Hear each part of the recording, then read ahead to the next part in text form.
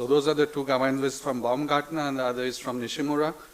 The only difference is if you really see in this scenario, the moderate ones in US are considered severe one in Europe. So we have to be a little careful on what we are interpreting in the operating room. So that's, and now I'll go back. So if anyone wants to read this article, it's a very good read.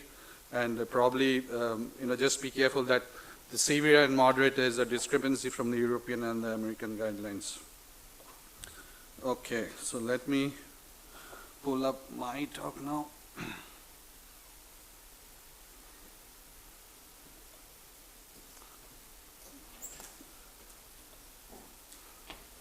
Okay, so today I'll be talking on beating heart mitral valve interventions, and basically, as you see, it's there was a short discussion whether it's image guided or echo guided. I think if you're working in the hybrid OR, you have to be, well versed both with the CT as well as the echo.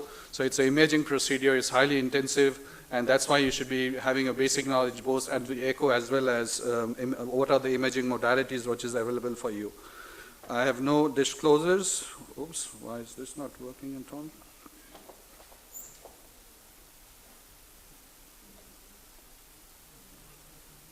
I'm sorry about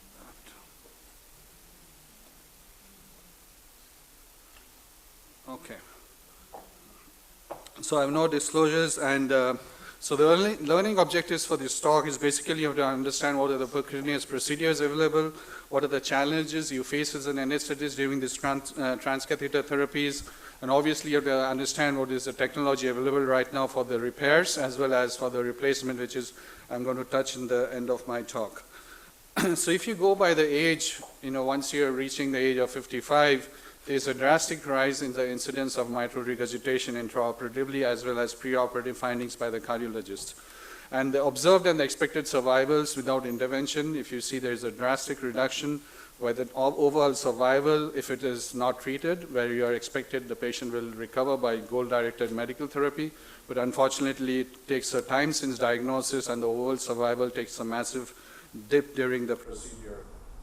And it's no rocket science to understand if you have a good ejection fraction, the survivals are much better than patients who have actually ejection fraction less than 50% of the cutoff, and these studies were actually 50%.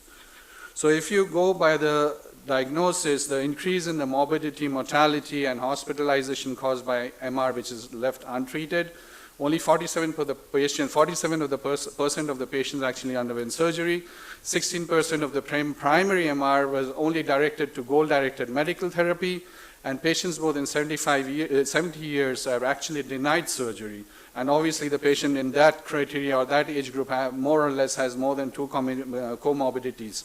So you can see there is actually alternative therapeutical options are needed, and that's why that gives to the rise of the intervention, basically dealing with all these patients for secondary MR, where there is an atrial mitral regurg, there's a non-ischemic cardiomyopathy and ischemic cardiomyopathy. These are the subset of groups that actually goes in for transcatheter interventional procedures in the mitral group. So typically these kind of patients are, they have reduced LV function, they have a high Euroscore or STS scores or whatever you are using. They are all these typical comorbidities with pulmonary hypertension, frailty is a big issue because of the nutrition issues, and obviously they are at some point of time has been listed for LVAD therapy or transplant if they are relatively young. So going by the guidelines of the management of MR, we are now dealing with, as I showed, there are the ESCDS guidelines, there's the AHA guidelines, but for the interventional therapy, we really don't have, presently there is no guidelines. What we have is known as the expert consensus guidelines. So expert consensus are people who are dealing with a small subset of group patients who have given either a retrospective study or they have given their opinion about a small case series. So our whole expertise is basically now on the ECGs where expect consensus guidelines, that there is no recommendations or guidelines existing right now for mitral interventions procedures. And these guidelines, what they say that what is the ESC guidelines, they say that, if you have the patient, they has to be treated by a heart valve team. This is a very, very important concept which is developed all over the world. I'm sure even in Narayana, they have this heart valve team concept where, seen by a cardiologist, by anesthetist, and by a surgeon, where you have to see what exactly the patient has. You have to look into the severity of the symptoms, the etiology, the pathophysiology of the patient, and obviously at the end there has to be an imaging expert. Is there a definition of an imaging expert? Right now there is not an imaging expert, but as an anesthetist there may be some crossover where I do a lot of imaging in the operating room. So in the last 6 months I've taken a course in CT scan, I'm learning to work in the pulmonary workstation, and I do what is known as a heart valve echo navigator, do all the processing, post-processing. So it's out of your own interest. You can't be, if you do it repeatedly and you know where you are an imaging expert after some point of time. But there are courses, the ESC has actually come up with a designated 3 months course where you get trained and get a kind of a certification that you are an imaging expert. So there's the mitral surgeon, the interventional, and obviously the anesthetist, and they have shown that the transcatheter treatment is basically for edge-to-edge, and that's what I'm going to show you. So the interventional options are at 3 stages. The first stage is where you have a cooptation device where you can put the leaflets together. And then the second stage is all these annuloplasty devices where you try to shrink the annulus, and by that you're getting a reduction in the mitral regurgitation. And lastly, if that all fails, then you go for valve replacement. So let's go by this step by step. The first thing, I am not going into the details of this procedure because unfortunately the paucity of time doesn't allow me that. But what I'm telling you, there are 2, you all know about the figure of 8, like the Alfieri stitch. And that is actually mimicked, the surgical, Professor Alfieri actually came out way back in the late 90s with this kind of a stitch. And this is now mimicked later, what is known as a mitral clip and a Pascal system. So these are the 2 devices which actually mimics this kind of a procedure where you see this intraoperative, what is known as a figure of 8, where the surgeon actually sutures the A2 and P2 and tries to reduce the mitral regurgitation. So now if you do a transcatheter procedure, obviously there is a challenge. And right now you'll be surprised that in this last 4 or 5 years after the transcatheter procedures have come into the market, almost 60,000 patients worldwide have undergone these procedures. They have enrolled in the prospective clinical trials. There are almost Everest 2 and the TCT, all the trials are going on. And you have this, the results, like I said, the time doesn't allow, but there are significant results which shows that increases the quality of life as far as the clipping procedures are concerned. In 2013, they actually FDA approved the mitral clip procedure as determined by obviously the heart valve team. But there is a basic difference between the Alfieri and the mitral clip therapy. So basically in the mitral clip, you are actually mimicking the procedure happens in physiological conditions. You're not putting a heart to rest using a cardioplegic solution. You can, according to your institution of practice, maybe implant 1 to 3 mitral clips depending on the procedure. And if obviously, on the pathology involved, so the position and the orientation will obviously depend on the first pathology, what you have seen first in the operating room. And the patients are all risk for open heart surgery or open for flail, but these other ones are basically the surgical candidates. And for optimal quantification, there is no established post-procedure MR. There's recommendations doesn't exist. Like I said, presently there are no guidelines to say that, okay, if you have achieved this, then you have achieved very good results or poor results or moderate results.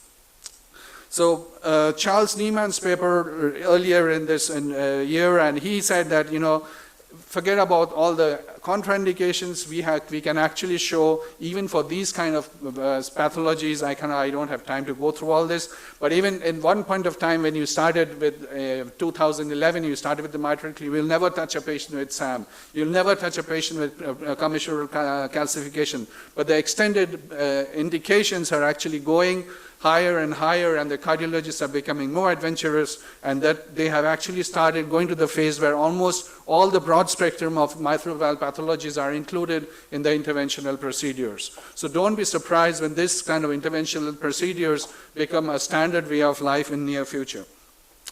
So first, as you see, the mitral clip versus surgery, like I said, I won't go into the details. They actually showed that, they have similar results, but the quality of life after 6 months was better or rather similar as far as surgery and mitral clip was concerned. And earlier in this group, and later in the transcatheter mitral repair in patients with heart failure and goal-directed medical therapy, they could actually see in randomization by GDMTs and clinical trial follow-up that the mitral clip proved actually superior compared to the goal-directed medical therapy, which was presented in 2018.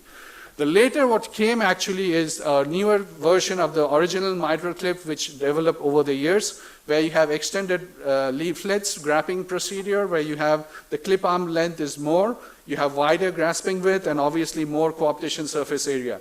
This change, our institution previously used to put two clips electively.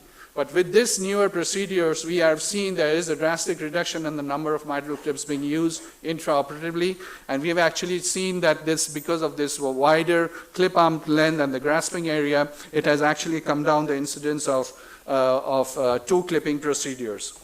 And their early experience have actually showed that there is a MR reduction of more than 84%. 73% of the patients have actually steering performance is much better with this kind of NTR versus XTR, and grasping is obviously much better with the bigger device. So coming back to the next is what is known as the Pascal system. This is, again, it's almost a similar way, or the transeptal approach. It is designed in a spacer to reduce the effective regurgitant orifice area. But the biggest advantage, I have no experience with this. This clip is from Professor Ender from Leipzig, and they have actually shown that the biggest advantage is that optional independent leaflet capture. So you can actually independently capture each of the leaflets separately. I think that is a major advantage compared to mitral clip. These kind of procedures, while you can actually show with Pascal that you can take the leaflet which is diseased and clip it, or rather go deeper and grasp it. And you can reduce, obviously, the NEHA classification and mitral regurg can be, they have shown in the study from Pratz et al. That they could actually see the MR drastically improve with this kind of procedures. So coming back to the next is, what is the annuloplasty devices? This person has actually been working for the last 5 years very actively, the group from Zurich, the Maisano group, and they actually showed that this is, if you're able to reduce, going through the transeptal approach, if you can reduce the commissural size, then obviously you put the leaflets are opposing much closer to each other, and actually you can prevent or reduce the incidence of mitral regurgitation.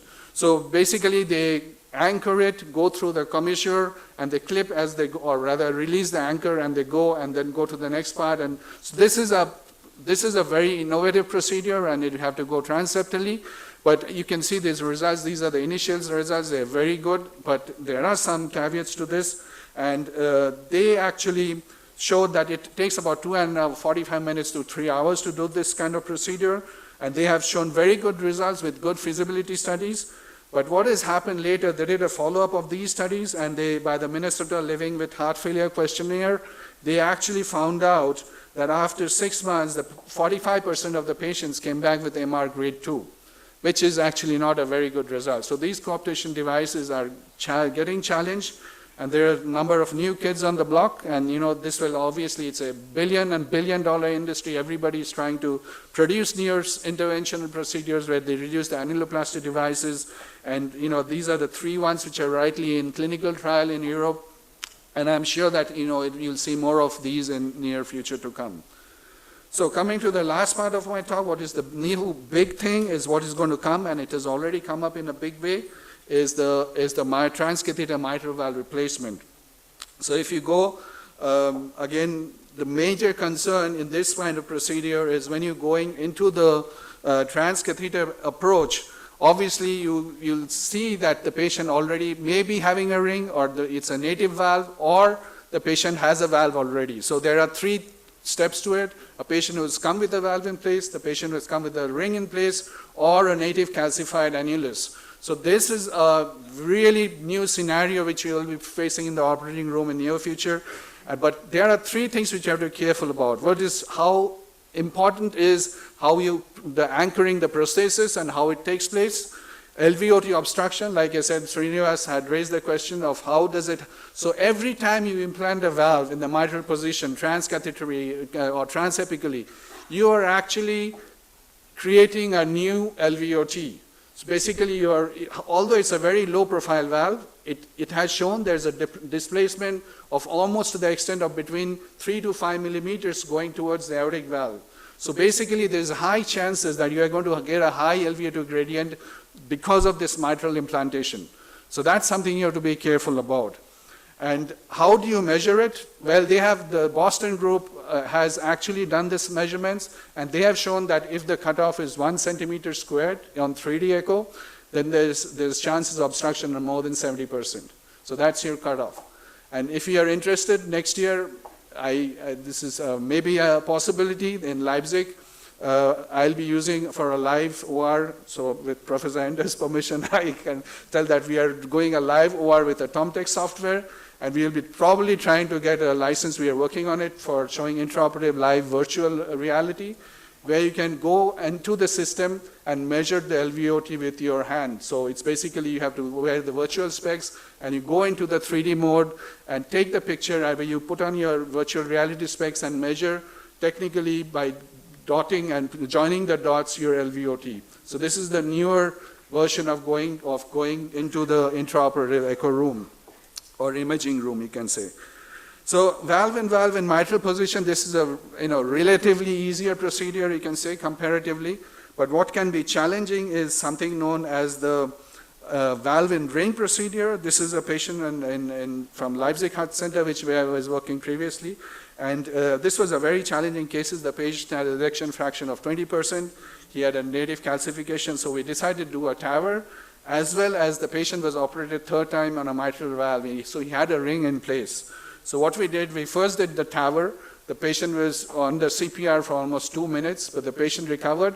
And after consultation with the surgeon and the interventional cardiologist, we said, okay, we'll go and implant the valve in ring. So that we went ahead and put the first valve in ring. This was the first in-man procedure, I think in 2012. And then we did a series of this, and I was fortunate enough to have this publication where this is the first anesthesia intraoperative publication of a valve and a valve in ring procedures, where the patient outcome actually became much better with this kind of procedures. So what happened next is, like I said, it's a $1 billion industry. So there are a lot of players in the market. They are in clinical program, and out of these, some of them have actually lost the race. So the cardiac AQ is right now out of the market because of the defect in the valve design. But there are a lot of human trials. The first-in-valve procedures are all coming up. So like I said, this cardiac AQV valve technology, the study is on hold for design verification. But what is going to happen is what you'll see more of this. This is the Abbott Tendyne valve. You go transapically through this thing, and it's like opening an umbrella or a parachute or whatever you call it. You just go in, you take a 50-50 approach in the annular plane and go above, and then you open the mechanism, or it's called a corkscrew device. You release it, and then when it sits on the annulus, then you release the rest of the umbrella, and then it causes, likely, because it's a low profile valve and it's a soft tissue valve, it's not likely to cause LVOT obstruction. My limitation with this experience is only 2 patients, which we did in a place called Pforzheim Heart Center, and it was very exciting, and the results are good. I have followed them for 6 months now. The valve is still in place, and this is something which I think has a future. But obviously, the size limitations, and these are all on clinical trials. So this is an only single inner size valve and multiple outer frame sizes. So you have to go according to the sizers. The next, what is very interesting, is known as the Medtronic. They have very different sizers. They have got an outer stent and an inner stent, and what you have to measure, they have this external and the internal diameter to be measured, and you have a dual stent size. So you have an outer frame, which provides the fixation, and isolates the inner stent, which provides actually the coaptation with the LVOT. So there are 2 parts to it, like you measure the outer frame as well as the inner frame, and then you go transapilically. They have shown actually really good results. So if you go by the results, all-cause mortality can be anything between 24 or 53 to 3%, depending, and the New York Heart Association classification are actually shown to improve. So all these procedures are done by the cardiologist. So what comes next?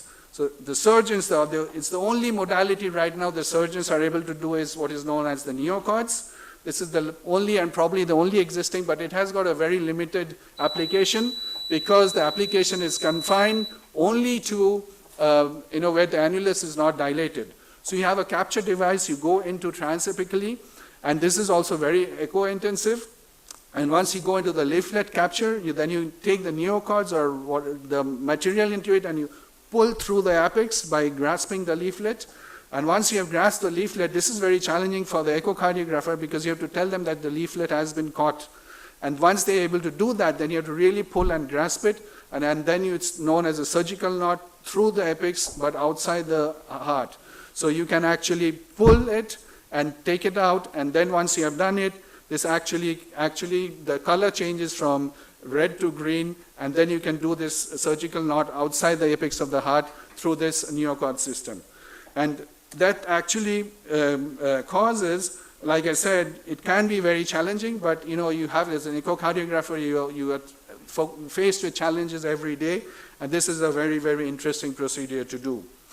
And what is going to come, like I said, I work very intensively in the hybrid operating rooms, so model-based guidance intervention is going to come where you do a fusion of all the three modules, so your 3D echo, if you have a heart valve system, you can superimpose the picture preoperatively, and actually using the echo valve navigator, you can actually decide from your library which are the valves which is going to be implanted in this patient beforehand. So this is how it's going to actually look in the future. So you have the possibility of mimicking the whole surgery beforehand. So this is an example of a 3D echo-guided implantation or superimposition of the valve preoperatively, and you can design and see whether the patient will fit this kind of a clip or not. So this is one way of doing a model-based interventional guidance. So to conclude, this, the high prevalence of mitral diseases in the aging population are coming up. I don't know how much of you know, the FDA has approved in low risk, low patients, low risk patients, the SAPIEN 3 valve last week. So FDA approval just came back a week before. So this is going to be also coming up in the mitral position. Edge-to-edge repair right now, mitral clip is the most studied approach. And there is the billion-dollar industry or few $billion industry where there is this novel annuloplasty devices are coming. And ultimately, the future may lie in TMVR, which they know, but the learning curve is going to be much more difficult than we had in TAVR because the pathology is totally different than the aortic valve. But I personally believe, and I think there is things like AI and virtual reality and imaging, pulmonary workstation. This multimodality imaging will obviously play a significant role during the implantation and patient outcome.